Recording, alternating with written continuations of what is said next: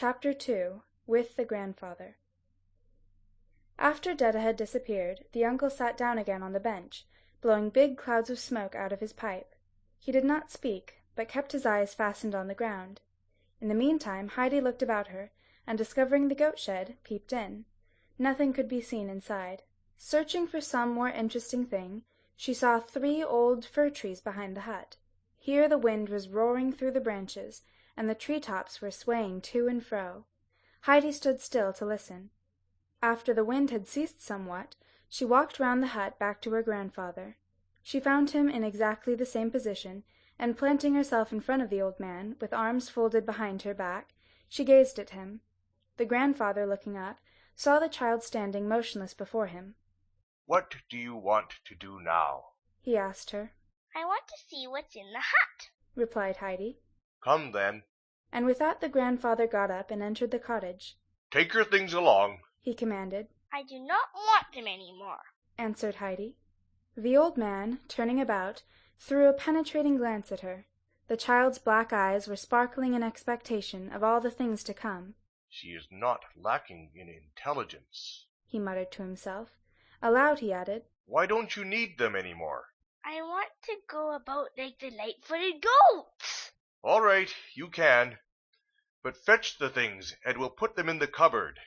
The child obeyed the command. The old man now opened the door, and Heidi followed him into a fairly spacious room, which took in the entire expanse of the hut.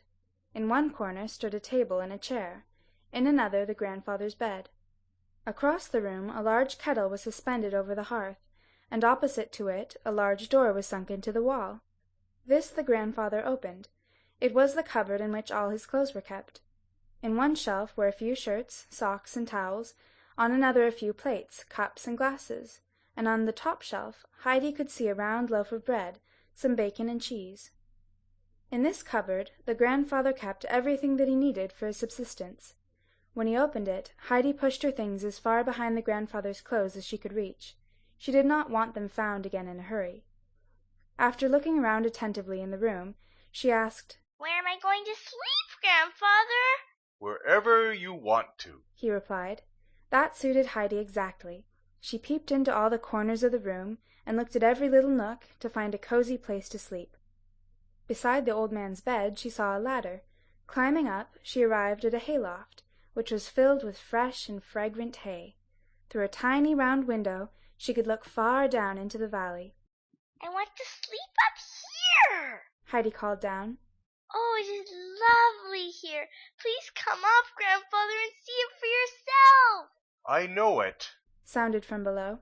"I'm making the bed now," the little girl called out again, while she ran busily to and fro. "Oh, do come up and bring a sheet, Grandfather, for every bed must have a sheet." "Is that so?" said the old man. After a while he opened the cupboard and rummaged around in it.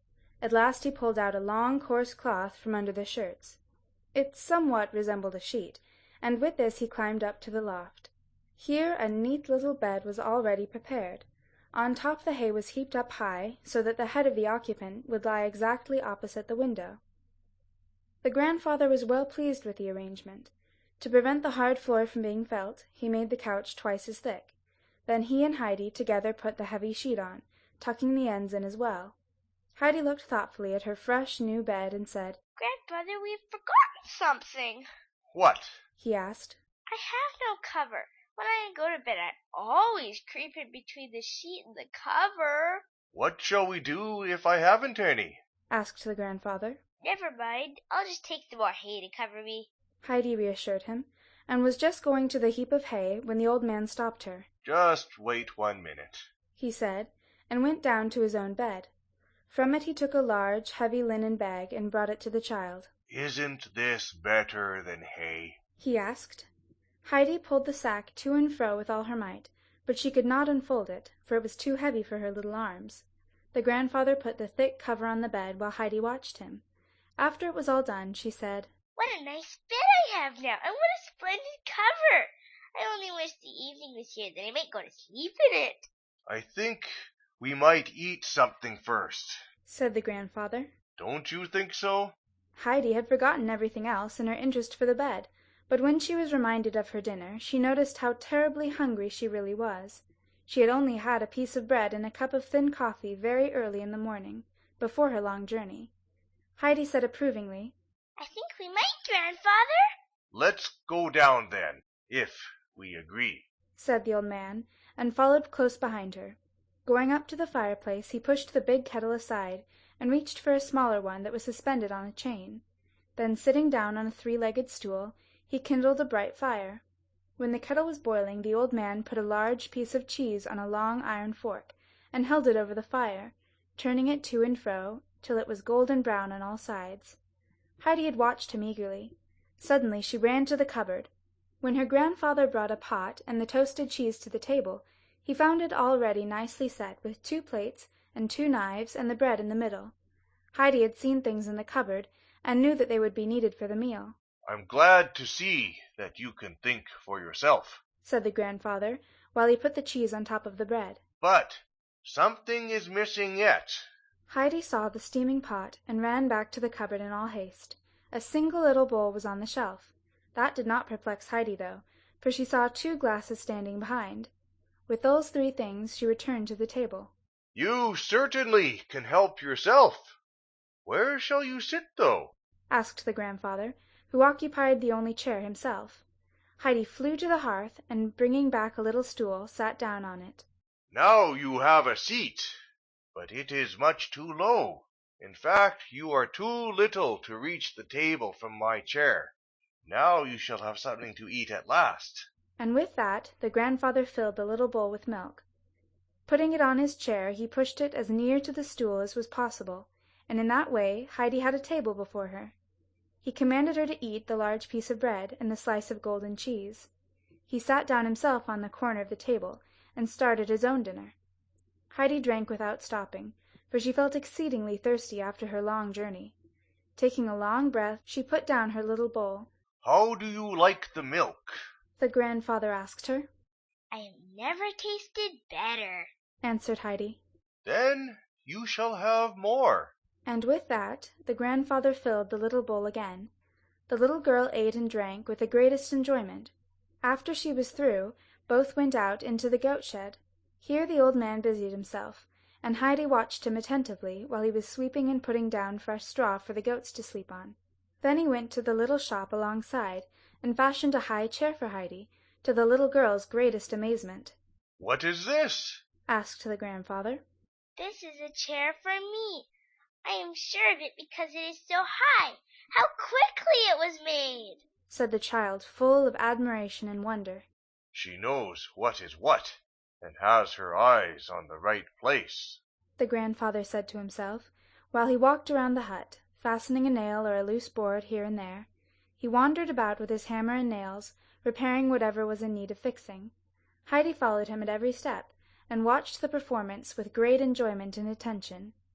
At last the evening came.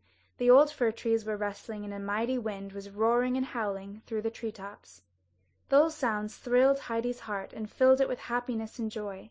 She danced and jumped about under the trees, for those sounds made her feel as if a wonderful thing had happened to her. The grandfather stood under the door watching her, when suddenly a shrill whistle was heard.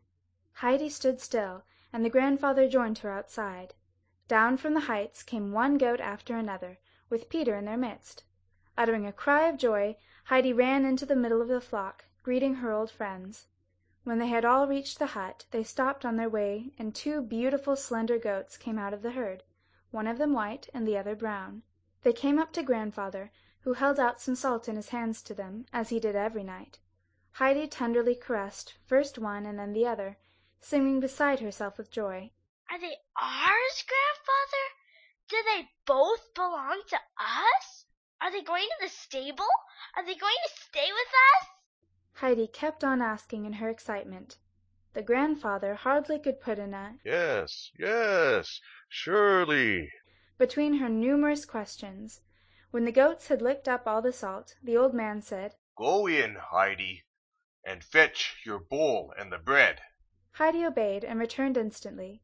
The grandfather milked a full bowl from the white goat, cut a piece of bread for the child, and told her to eat. "Afterwards you can go to bed. If you need some shirts and other linen, you will find them at the bottom of the cupboard. Aunt Dita has left a bundle for you. Now good night. I have to look after the goats and lock them up for the night." Good night, Grandfather. Oh, please tell me what their names are, called Heidi after him. "The white one's name is Schwanli, and the brown one I call Burley," was his answer. Good night, Shrinley. Good night, Barley, the little girl called loudly, for they were just disappearing in the shed. Heidi now sat down on the bench and took her supper. The strong wind nearly blew her from her seat, so she hurried with her meal, to be able to go inside and up to her bed. She slept in it as well as a prince on his royal couch. Very soon after Heidi had gone up, before it was quite dark, the old man also sought his bed. He was always up in the morning with the sun, which rose early over the mountainside in those summer days. It was a wild, stormy night. The hut was shaking in the gusts, and all the boards were creaking. The wind howled through the chimney, and the old fir trees shook so strongly that many a dry branch came crashing down. In the middle of the night the grandfather got up, saying to himself, "I am sure she is afraid." Climbing up the ladder, he went up to Heidi's bed. The first moment everything lay in darkness, when all of a sudden the moon came out behind the clouds, and sent his brilliant light across Heidi's bed.